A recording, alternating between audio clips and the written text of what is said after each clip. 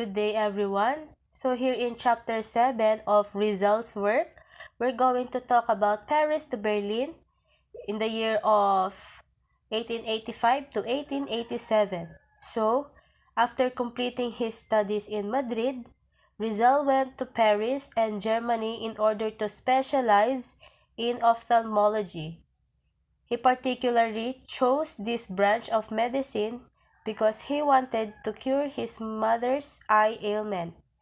He served as assistant to the famous oculist of Europe. He also continued his travels and observations of European life and customs, government, and laws in Paris, such in Heidelberg, Leipzig, and Berlin. In Berlin, capital of then unified Germany, he met and befriended several top German scientists such as Dr. Fedor Jagor, Dr. Adolf B. Meyer, Dr. Hans Meyer, and Dr. Rudolf Virchow.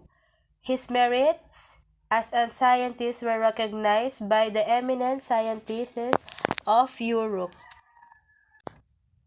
In Gay Paris in the year of 1885 to 1886, shortly after terminating his studies at the Central University of Madrid, Rizal, who was then 24 years old and already a physician, went to Paris in order to acquire more knowledge in ophthalmology. On his way to Paris, he stopped at Barcelona to visit his friend Maximo Viola, a medical student and a member of a rich family of San Miguel, Bulacan. He stayed for a week, during which time he befriended Senor Eusebio Corominas, editor of the newspaper La Publicidad, and made a crayon sketch of Don Miguel Moraita, the owner of La Publicidad and a statesman.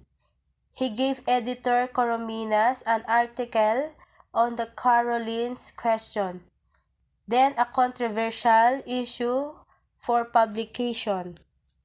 In November 1885, Rizal was living in Paris, where he sojourned for about 4 months. He worked as an assistant to Dr. Louis de Weckert, year 1852 to 1906, leading French ophthalmologist from November 1885 to February 1886. He rapidly improved his knowledge of ophthalmology, as revealed by his letter to his parents on January 1, 1886.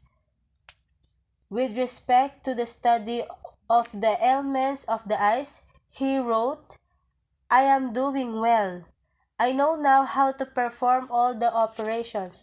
I only need to know what is going on inside the eye, which acquires much practice."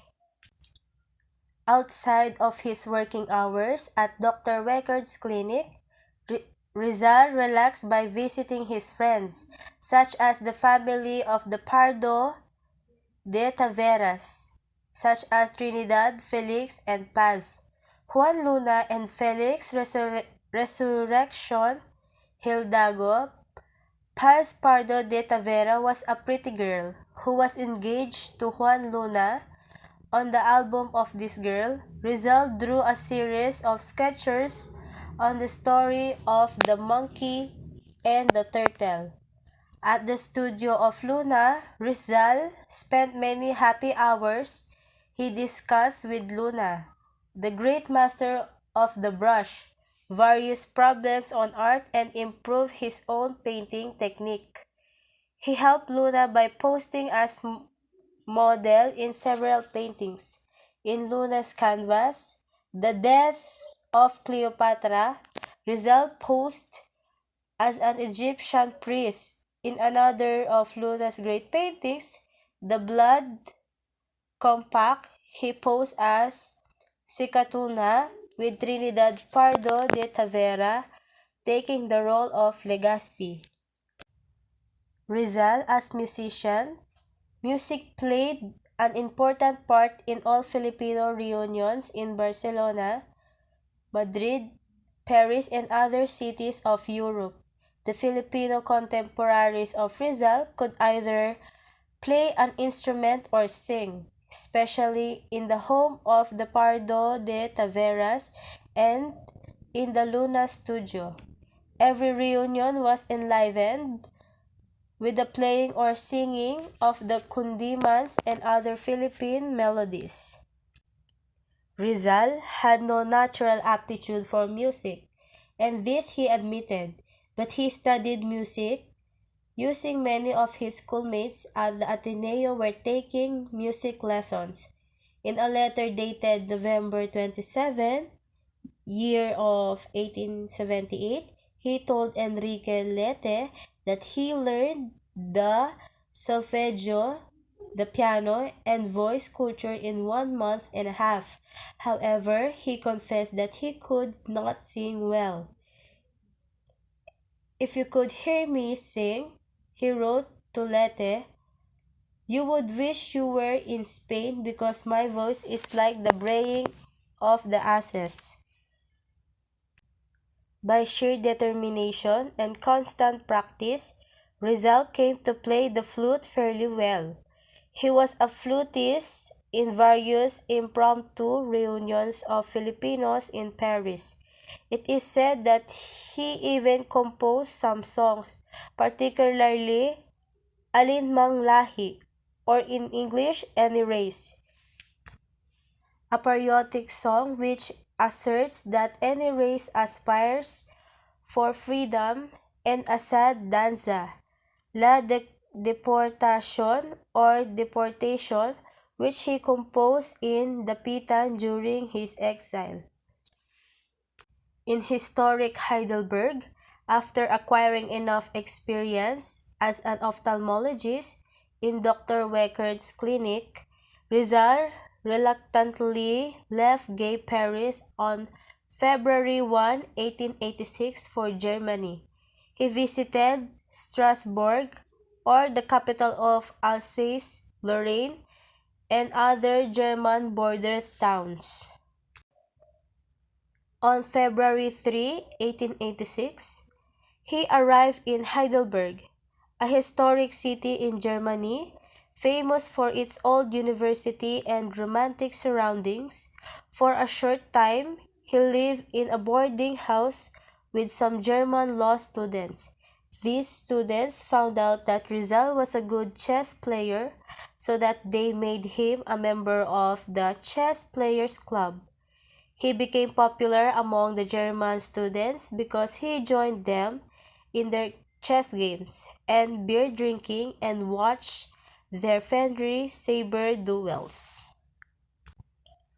After a few days, Rizal transferred to a boarding house which was near the University of Heidelberg. He worked at the University Eye Hospital under the direction of Dr. Otto Becker, distinguished German ophthalmologist, and attended the lectures of Dr. Becker and Professor Wilhelm Koechner at the university. During weekends, Rizal visited the scenic spots around Heidelberg, including the famous Heidelberg Castle, the romantic Neckar River, the theater, and the old churches. He noticed that the German Catholics and Protestants practice ecumenism, for they live together in harmony and cordiality. One of the town church was used one half by the Catholics and the other half by the Protestants. In the spring of 1886, Rizal was fascinated by the blooming flowers along the cool banks of the Neckar River. Among them was his favorite flower, the light blue. The beautiful spring flowers reminded him of the blooming flowers at the garden of his home in Calamba.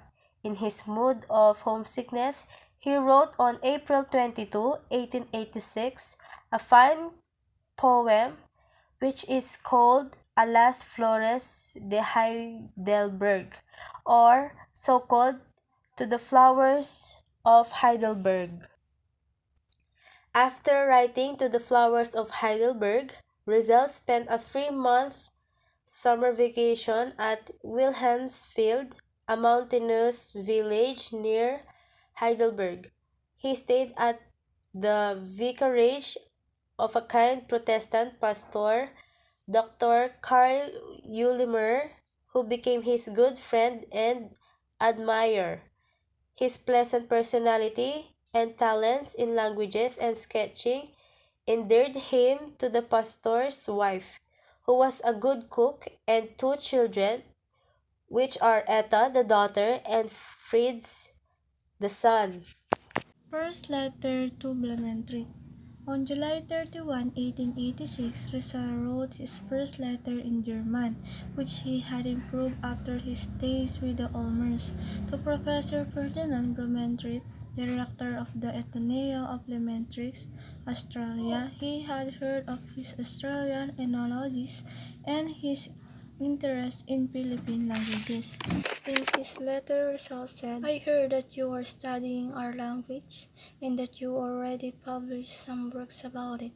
Permit me to send you a valuable books written by my own countrymen in our language. The Spanish version is the majority because the author is only modest writer, but the Tagalog part is good, as it is precisely the language spoken in our province." With the letter, Rizal sent the book, which he mentioned that the book was entitled Atrimetica or Atrimetic, and was published in 2 languages, Spanish and Tagalog, by the University of Santo Tomas Press in 1868, authored by Rufino Baltasar Hernandez. Rizal letter from Heidelberg impressed Blumentritt, who reciprocated by sending Rizal a gift of 2 books. It marked the beginning of their long and frequent correspondence, also of their friendship that lasts of their lives. 5th Centenary of Heidelberg University. Rizal was fortunate to be sojourning in Heidelberg when the famous University of Heidelberg held its 5th centenary celebration on August 6, 1886. It was 3 days before his departure, and he was sad because he had come to love the beautiful city and its hospitable people. In Leipzig and Dresden, on August 9, 1886, 3 days after the 5th centenary celebration of the University of Heidelberg, Rizal left the city. He boarded a train, visited the very city of Germany, and arrived at Leipzig on August 14, 1886.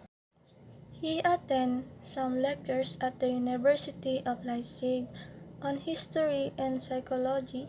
He befriended the Professor Friedrich Ratzel, a famous German historian, and Dr. Hans Meyer, German anthropologist. Rizal found out that the cost of living in Leipzig was the cheapest in Europe, so that he stayed 2 months and a half in the German city. He corrected some chapters on his second novels and performed his daily physical exercise at the city of Gymnasium. Because of his knowledge of German, Spanish, and other European languages, he worked as a proofreader in publisher firm, thereby earning some money.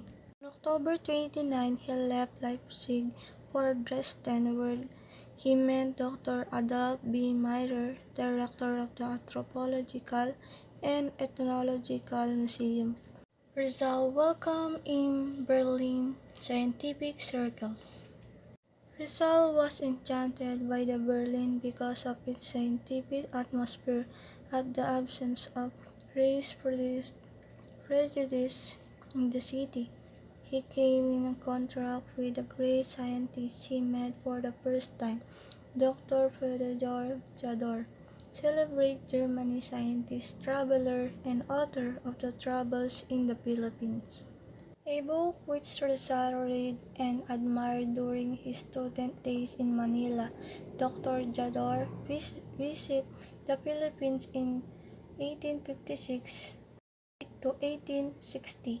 Before Rizal was born in this book, published by Berlin in 1873, he foretold the downfall of Spain rule in the Philippines and the kings of America to the Philippine shores.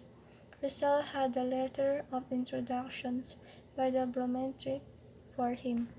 Dr. Jador in turn introduced Rizal to Dr. Rudolf Virchow, famous German anthropologist, and the later son Dr. Hans Virchow, professor of the descriptive anatomy. Rizal also met Dr. W. West, noted German geographer. He worked in the clinic of Dr. Karl Ernst Schweitzer, 1830–1905, famous German in ophthalmology.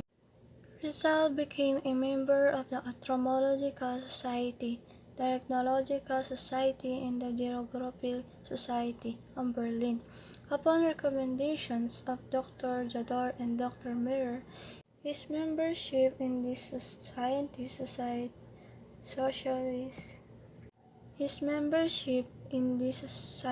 societies proved that his scientific knowledge was recognized by European scientists. He was the first Asian to be accorded such an honor. Dr. Virchow, who recognized Rizal's genius, invited the latter to give a lecture before the Ethnographical Society of Berlin. In response to Virchow's invitation, Rizal wrote a scholar paper in German entitled Tagalische Virtuose, Tagalog Metrical Art, which he read before the Society in April 1887. This paper was published by the Society in the same year, and it elicited favorable comments from all scientific quarters. Rizal life in Berlin. In Berlin, Rizal was not a mere student or curious tourist. He lived in this famous capital of unified Germany for 5 reasons. 1. To gain further knowledge of ophthalmology. 2. To further his study of science and languages. 3. To observe the economic and political condition of the German nation. 4. To associate with famous German scientists and scholars. And 5. To publish his novels Noli Me Tangere. Rizal led a methodical and prodigal life in Berlin. By day, he worked as assistant in the clinic of Dr. Schweitzer, eminent German ophthalmologist. At night, he attended lectures in the University of Berlin. At his boarding house, he kept himself in a physical training by daily exercise and practiced speaking German, French, and Italian. He wanted to master French so that he may be able to write it as well as Spanish. He took private lessons under a professor of French, Madame Luce Serdole. Rizal on German women. One of his important letters written while he was in Germany was that addressed to his sister, Trinidad, dated March 11, 1886. In this letter, Rizal expressed his high regard and admiration for German womanhood. The German woman, said Rizal to his sister in serious, delicate, educated, and friendly, she is not gossipy, frivolous, and quarrelsome like the Spanish woman. She is not particular about beautiful dresses and expensive jewelry, though she could dress nicely like any other woman in the world. German costumes. Aside from the German woman, Rizal admired the German costume which he observed well. It must be noted that he was a keen observer of the costumes of the people in all the countries he visited. The Christmas costumes of the German delight him most of his military costume. He wrote, "On Christmas Eve, the people to take from the bush a pine tree, selecting one which must not only be straight, but also must have the leaves that do not fall in spring. I meant that dry leaves are not leaves at all, in this particular case, but are a kind of small needle, adorned with lanterns, paper, lights, dolls, candies, and fruits, and more, and shows a night with the children who had not seen in being prepared around this tree, it's made a family observance." Another interesting German customs observed by Rizal in self-introduction to strangers in a social gathering. In Germany, when a man attends a social function and finds that there is nobody to introduce him to another guest, he bows his head to the guest, introduces himself, and shakes the hands of everyone in the room. According to German code and etiquette, it is a bad manners for a guest to remain low and wait for his host or hostess to make the proper introduction. Result: darkness winter. Rizal spent winter in many temperate countries. The winter of 1868 in Berlin was his darkest winter. During his spring winter, he lived in a property because no money arrived from Columba, and he was the flood-proof. The diamond ring which his sister Saturnina gave him was in the pawnshop. He could not pay his landlord. He had no cream, eating one meal a day, and that daily meal consists of bread and water, and some cheap vegetable soup. His clothes were old and threadbare. He washed them himself because he could not afford to pay the laundry. Out of faraway Colombia, Faciano tried desperately to raise money. He knew his younger brother was in a dire financial situation in Berlin. The crops had failed due to the ravages of the locusts. The sugar market collapsed. Time was of the essence, but poor Pacifico was delayed in raising the necessary funds. Meanwhile, Rizal starved in Berlin and ships in wintry cold. His health broke down due to lack of proper nourishment. He began to cough, and he feared that he was going to be sick with the tuberculosis. Never had he suffered such a physical blow of the peanut tree, so that his soul cried out of despair.